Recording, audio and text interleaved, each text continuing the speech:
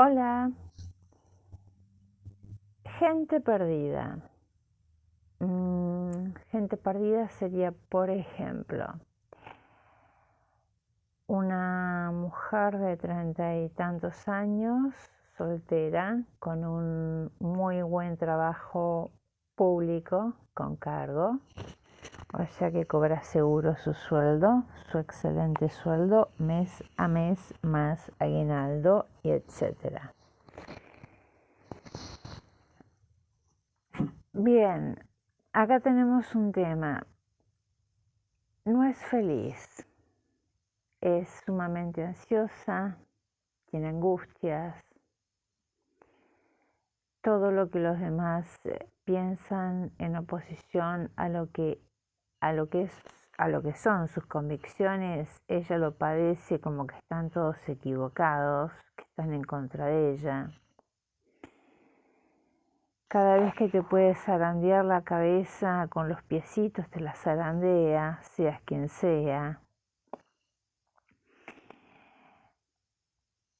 Perfil psicopático, totalmente, o sea, con un vacío tremendo y con la exigencia extrema de que cada hombre que se le acerque tiene que ser y hacer lo que ella quiere. Ya la fecha de fertilidad se le estaba pasando a la edad que tenía, además de que congénitamente nació sin poder tener hijos.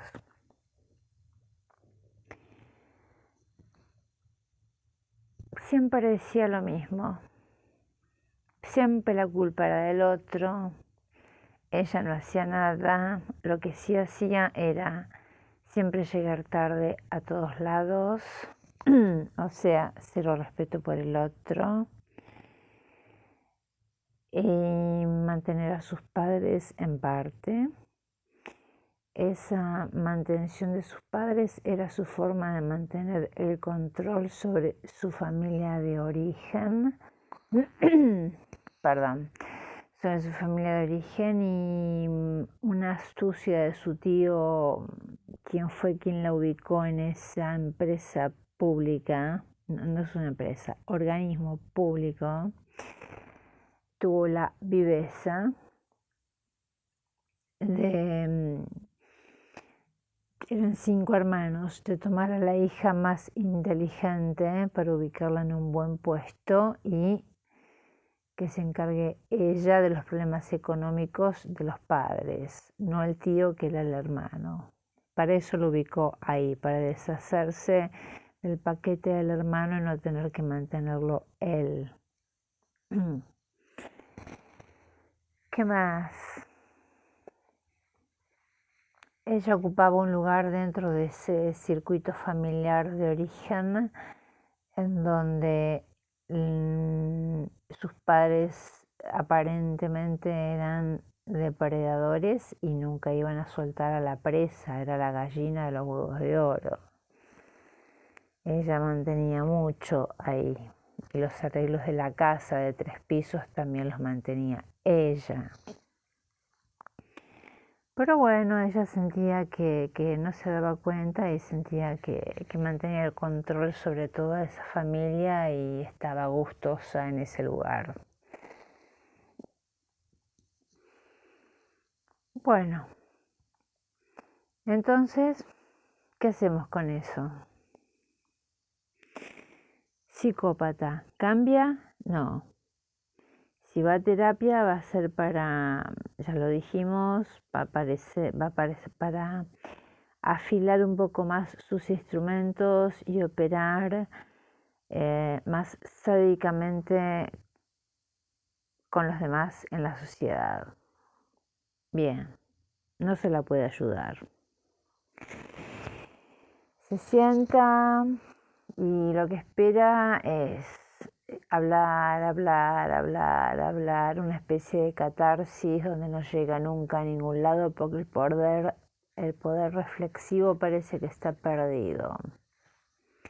Entonces, ¿qué hacemos? La terapeuta se aburre, porque llega un momento que decís, si no avanzamos para ningún lado, a mí la verdad tu dinero no me sirve, no vengas más. No se trata de dinero, se trata de que avances. Ok. No, no hay vuelta atrás. No tiene solución. Vamos a otra situación que conozco. Hombre,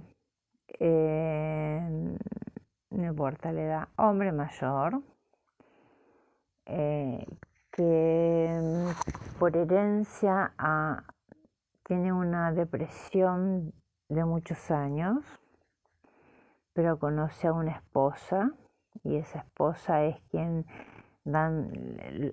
ella lo incluye en su grupo.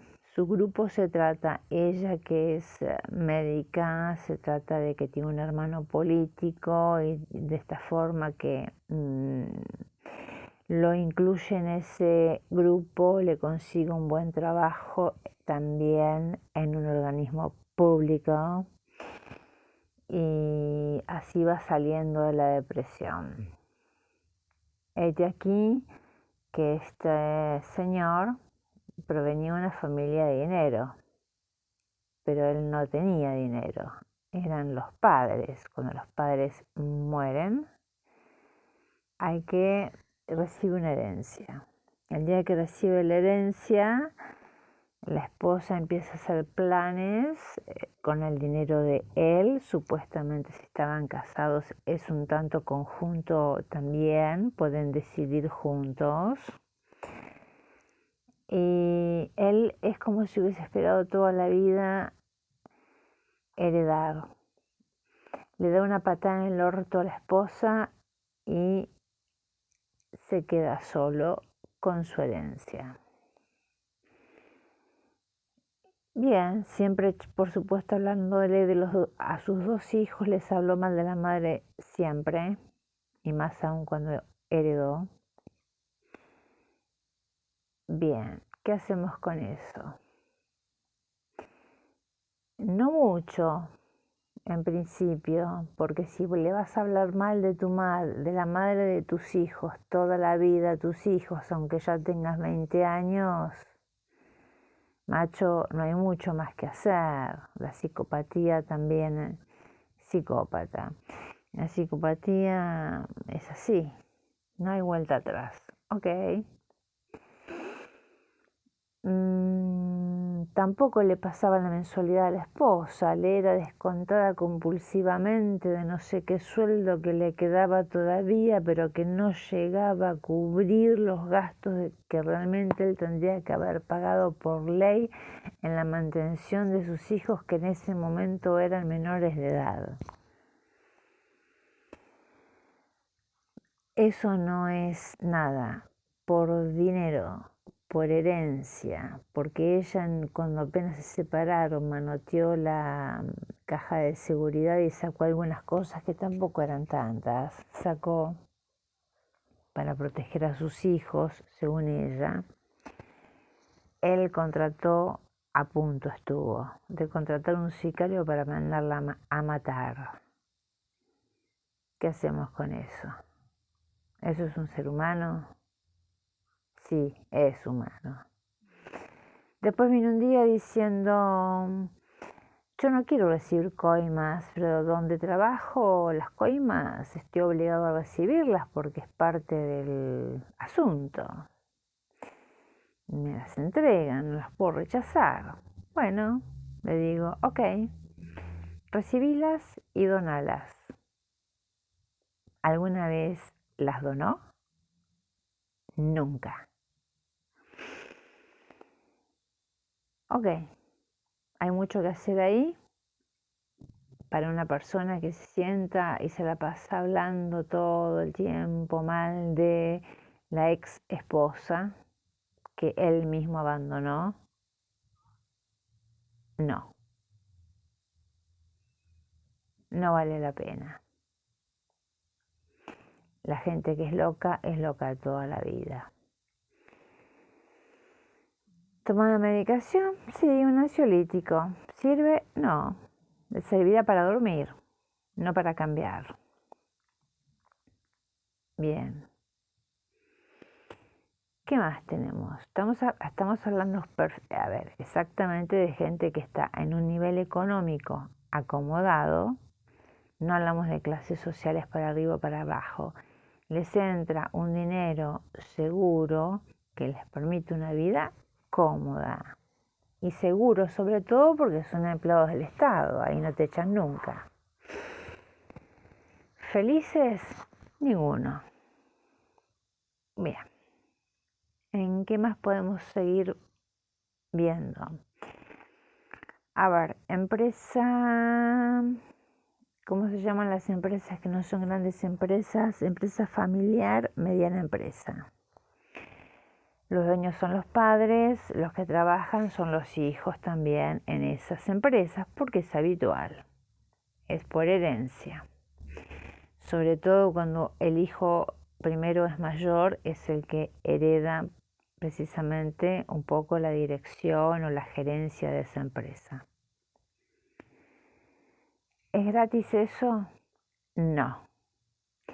Tus padres toda la vida te hacen notar que gracias a ellos tenés un empleo donde además de pagarte un sueldo, le pagan el colegio fashion glamoroso a los hijos, etcétera, etcétera. Donde te llaman 25 veces por día tu padre dueño de la empresa porque vos sos su empleado director o gerente y te llena la cabeza de cosas y te critica todo el tiempo y te dice cómo hacer las cosas, te tiene atado, te tiene agarrado de los huevos directamente. ¿Eso es vida? No. ¿Te da seguridad de trabajo y económica?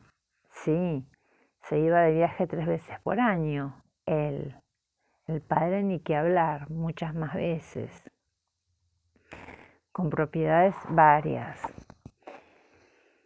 ¿Es feliz? No, nunca lo fue. Está abierto como para recepcionar algún tip que uno le pueda dar ante una situación de emergencia. No, porque está totalmente captado por el depredador de su padre. ¿Hay mucho para hacer? Sí, pero no se puede. Tienen dinero, viajan varias veces por año, tienen hijos. ¿Son felices? Nunca. Viven una profunda ansiedad e incomodidad. Porque los fundadores de las empresas generalmente son psicópatas, por eso llegan a esos lugares. Hay que ser muy particular para ser dueño de una empresa. Bien, otro ejemplo de que el dinero no hace a la felicidad. Por el contrario, si sos hijo, no en todos los casos, por supuesto, pero en algunos casos, si sos hijo del dueño de la empresa, te tiene agarrado de las bolas para siempre y trata de hacer con vos lo que quiere, hasta quiere elegirte la novia o la esposa. ¿Qué más? Y siempre ocupas un segundo plano, sos como la sombra, nunca serás vos, serás la sombra, porque el dueño es él. Encima estos tipos que son así, psicópatas con comorbilidades varias y todas negativas, viven muchos años, muchos. ¿Sabes por qué viven tantos años? Porque se la pasan a los gritos dirigiendo la empresa. Entonces hacen catarsis. Entonces todo lo que tienen dentro va para afuera. Y ellos quedan livianos de equipaje. Mientras que el que recibió todos esos gritos queda estresado, ansioso, angustiado y seguramente va a vivir muchos menos años. ¿Qué más? Gente que venía de provincia, estudiantes que venían de provincia, Buenos Aires, a hacer la universidad. ¿Con qué se encontraban? Bien, de vivir en una provincia, dependiendo de los padres, con costumbre de provincia, no todas, pero algunas de ellas, se encontraban con que acá había un mundo distinto. Los padres le proveían un departamento donde vivir, que generalmente por una cuestión de seguridad las ponían en las zonas más caras de Buenos Aires, o una de las más caras, como te digo, Palermo, Recoleta, o en departamentos, qué sé yo, de 5 ambientes, porque era lo que tenían acá invertido los padres y la alojaban ahí. Entonces estas niñitas que venían, niñitas digo porque son más pequeñas que yo, estas jóvenes que venían a estudiar se encontraban con un mundo que para ellas eran despampanantes. Agarraban la tarjeta del padre y iban al shopping, carteras, ropa. Era como que, según ellas, pasaban de una clase social medio baja, pueblerina, a una clase alta, así me lo contaron. Una de ellas me lo contó así, alta. Entonces era un despilfarro y estudiaban poco y nada. Se dedicaban a estudiar no, se dedicaban en realidad a vivir esa vida y luego, bueno, llegaba un momento que como la cosa no funcionaba porque la carrera no pasaban de segundo año, por ejemplo, una carrera de 5 o 6 años, se tenían que volver. Entonces, mientras tanto, mientras estaban viendo cómo volverse, estaban buscando el candidato para casarse y muchas lo consiguieron. Alguien tenía que mantenerla, si no era el padre, era el marido. Bien, de eso también hay mucho. ¿Son felices? Y, qué sé yo, habrán sido felices mientras vivieron, según ellas, la clase social alta, sabiendo que no pertenecían. Porque lo que te hace pertenecer a una clase es donde naciste. Si naciste entre ellos, sos ellos. Si no, te hacen a un lado. Elegantemente, te hacen a un lado. No sé si se dio cuenta de ella, yo eso lo sé. ¿Qué más tenemos? A ver. ¿Era feliz? No. Iba buscando candidatos, tenía muchos novios hasta que encontró uno con el que se casó. O sea, eso no es amor, eso es que me enamoré de todos, no existe. Si te vas a enamorar, te vas a enamorar de uno o dos, no de todos. Es como vivir en la superficialidad. Mientras sos joven, fantástico. Ahora cuando envejezcas te quiero ver, a ver si el tipo se va con una más joven o se queda contigo, muchacha. Estaría bueno que se quede contigo, muchacha. Igual. ¿Qué más tenemos? Bueno, muchos empleados de empresas tipo Price o tipo, no me sale el nombre, no, Price no era lo que quería decir, bueno, ese tipo de empresas donde te prometen un montón de cosas pero poco llegan, entonces, ¿son felices? Puede que un poco sí, si les gusta, si les apasiona el trabajo, pero les ve las caras blancas, cansados, agotados de las jornadas interminables de trabajo. Viven porque son una proyección, un apéndice de la empresa para la cual pertenecen. Después están los otros casos de personas muy comprometidas con la empresa a la que trabajan, pero tan comprometidas que la empresa les da su ser. Ellos, ellas no son, sino dependen de esa empresa y esa profesión en particular. ¿Son felices? No.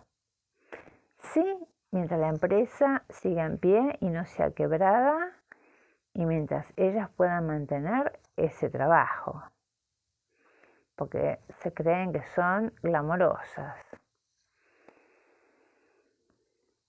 En parte se sienten glamorosas, en parte sienten que es poca cosa para ellas, que ellas valen más que eso y merecerían un trabajo mejor. ¿Qué más tenemos en el surtido de sujetos en ámbitos laborales que no son felices?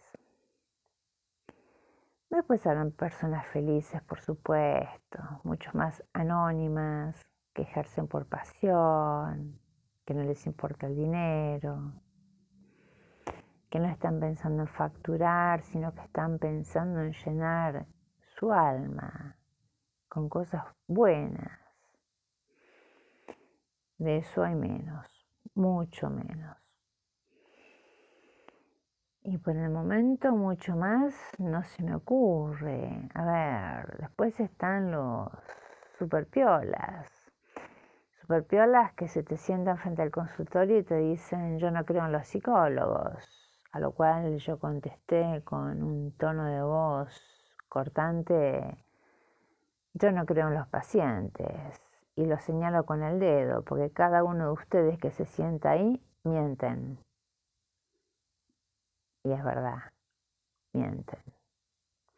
Pero no mienten a propósito.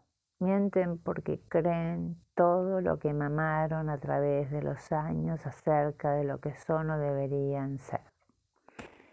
Obviamente ese paciente no volvió más. ¿Qué más tenemos? Bueno, no sé, es larguísima, es larguísima. Un skinhead. Ellos, disculpando la expresión, son cazajudíos, según ellos. ¿Un skinhead es feliz? No. El día que vino borracho a mi consultorio y me revolvió de todo, casi me apuñala, significa que no es feliz. Si no, estaría borracho, con 500 armas en la mochila tratando de apuñalarme. No es feliz. Borracho a las 1:30 de la tarde, y, a ver, no eran las 9 de la noche. ¿Qué más? Sí, es sufrimiento humano, uno es contemplativa, trata de ayudarlos, pero te das cuenta en la práctica que vos como psicóloga sos una idealista, que pensás que podés ayudar a todo el mundo al principio. Después con los años te das cuenta que no los podés ayudar a todos, solo a los que quieren trabajar y quieren también progresar y ayudarse ellos mismos. Después tenés los que se sientan y te dicen, les haces una pregunta X y te dicen: y por eso vengo, como diciendo, solucionalo vos. Yo tengo que ser divina. Si el conocimiento lo tenés vos dentro tuyo, sacalo. ¿Qué te puedo decir yo? Andate una divina, no vengas acá, hermano. Me haces perder tiempo. ¿Qué más?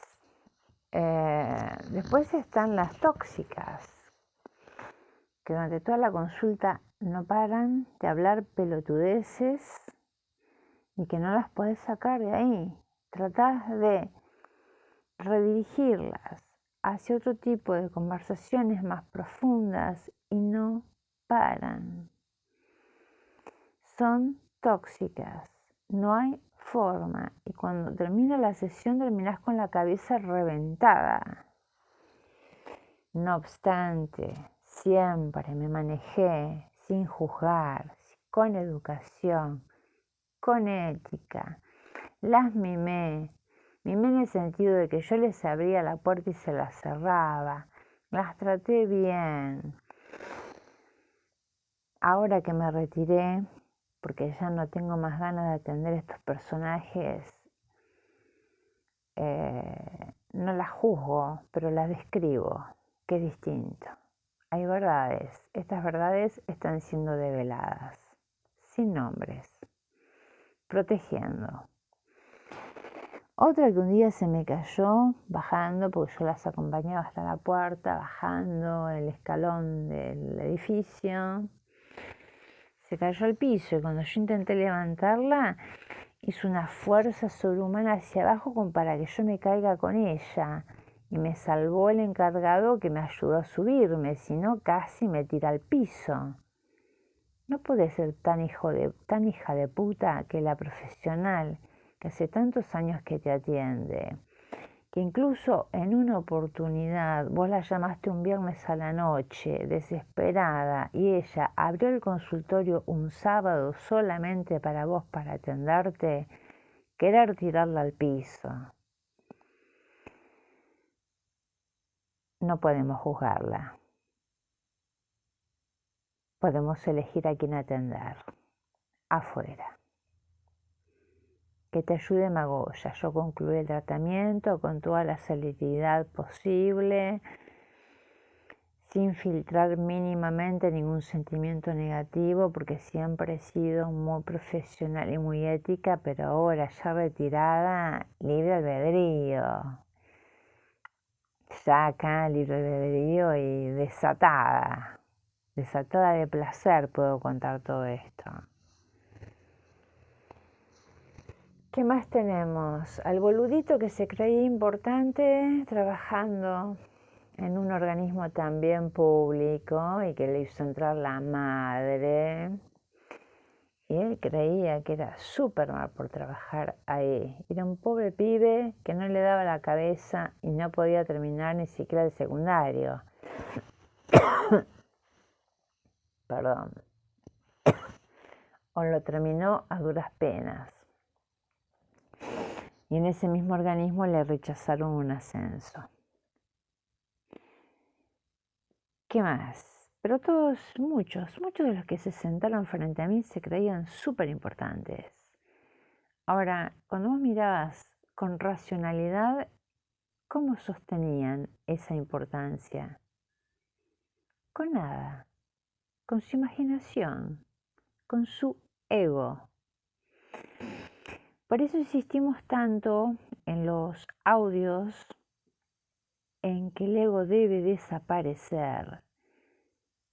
El ego hace que te sientas importante, hace que te sientas frustrado, porque nada llega a la altura de lo que vos esperás que te pase. Entonces, el ego te infla y la realidad te baja. Y ahí viene el cortocircuito. Se frustran, cambian de trabajo seguido, porque piensan que lo están maltratando. En realidad son estos boludos que creen que valen más de lo que valen. Y en parte fueron criados por la familia, atentos con lo que crían. Los sobreprotegen y cuando son a la industria, a la empresa, a trabajar, no aguantan las presiones, no aguantan la realidad. La realidad es que todos somos números para una empresa. ¿Qué más? Después la que no puede tener hijos, básicamente recuerdo en un caso, se mandó una macana conmigo al final del tratamiento y yo pensé, te lo merecías finalmente, el karma. Pero eso fue al final del tratamiento. Yo no juzgo, yo he atendido travestis, gays, torturadores de la ESMA, ha pasado de todo por mi consultorio. Yo jamás le dije que no a nada. ¿Y por qué pasó todo eso por mi consultorio? La pregunta. Porque cuando vos trabajás particular, elegís a quién atender. Ahora, cuando trabajás para prepagas y obras sociales, terminas atendiendo lo que te derivan, porque es parte de la empresa y del circuito. No puedes decir que no tan seguido. Entonces me consideraban una psicóloga no convencional, es verdad, no soy convencional. Entonces todo lo no convencional, caía en mi consultorio. Travestis, homosexuales, prostitutas, etcétera, etcétera. Todo lo raro caía en mi consultorio. Con lo cual a mí me dio muchísima riqueza, porque toda mi experiencia fue aumentada exponencialmente porque tuve acceso a culturas, códigos de lugares que jamás conocí ni conocería. Lo conocí gracias a ellos, los señores pacientes. Bien, por ahora creo que nada más, hablé demasiado. Abrazo.